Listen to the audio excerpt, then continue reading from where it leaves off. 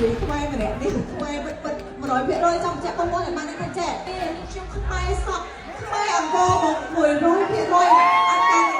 សម្រាប់ចាក់នេះខ្ញុំពិតជាសប្បាយចិត្តនិងមានមោទនភាពខ្លាំងជាទីបំផុតដែលនាងខ្ញុំបានមានឱកាសអរគុណទៅដល់បង organizer ដែលបានឲ្យនាងខ្ញុំមានវត្តមាននៅក្នុងសហរដ្ឋអាមេរិកនេះដើម្បីបង្ហាញ show ឲ្យបងប្អូននៅក្នុងរដ្ឋផ្សេងៗទៀតឲ្យគាត់បានដឹងពីជំនឿពាក់ខ្មែរចាហើយខ្ញុំជឿជាក់ថាបងប្អូនដែលគាត់នៅក្នុងរដ្ឋសហរដ្ឋអាមេរិកគឺគាត់ស្រឡាញ់នៅជំនឿពាក់ខ្មែរថាមិនមែនជាពិសេសគឺវប្បធម៌ហើយ culture ប្រពៃណីជាតិខ្មែរនេះគឺអស្ចារ្យខ្លាំងតែខ្ញុំសុខទៅសារទឹកចិត្តដែលបងប្អូនស្រឡាញ់ហើយរួមអូmy god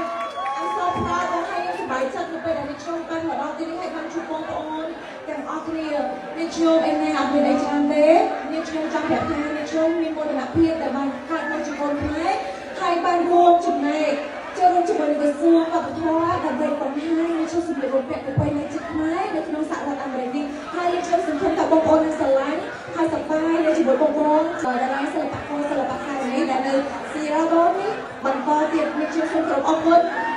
ខ្លាំងមែនទែនចាអរគុណ